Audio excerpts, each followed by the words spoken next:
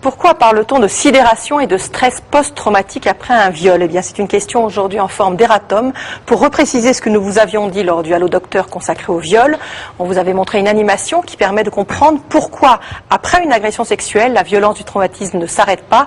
Pourquoi c'est une véritable torture qui touche l'intimité de la personne. Tout ça, on le sait aujourd'hui grâce aux travaux d'une psychiatre, le docteur Muriel Salmona.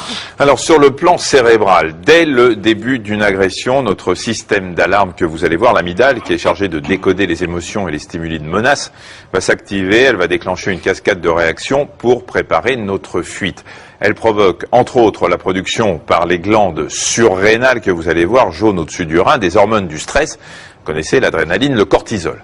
Résultat, tout l'organisme est sous tension, le flux sanguin, le rythme cardiaque, la respiration s'accélère et les muscles sont contractés, prêts à amorcer la fuite. Quand une victime est immobilisée par un agresseur, très vite, c'est la surchauffe. L'amygdale cérébrale s'affole, les centres nerveux au niveau du cortex censés analyser et modérer les réactions sont comme dépassés par les signaux d'alerte, c'est la panique totale. L'amygdale surchauffe et donc la victime est dans un état de sidération, comme paralysée. Du coup, elle ne peut plus se défendre, ni crier, ni même plus réagir.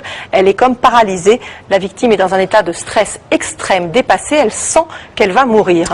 Alors pour éviter que le survoltage de cette amygdale ne provoque un arrêt cardiaque, le cerveau, vous allez le voir, déclenche une sorte de court-circuit en libérant des substances chimiques, de la morphine, de la kétamine, qui vont faire disjoncter le système d'alarme. L'amygdale est isolée, exactement comme un réacteur nucléaire fermé dans un coffrage.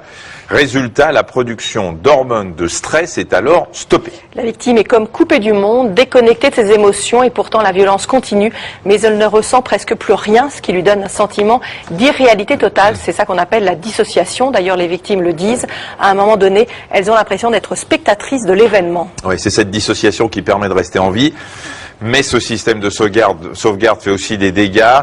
Isolé, anesthésié par les décharges permanentes de morphine et de kétamine, cette amygdale n'évacue pas le traumatisme du viol vers une autre structure que vous voyez clignoter, l'hippocampe. Cette structure, c'est notre système de mémorisation et d'analyse des souvenirs.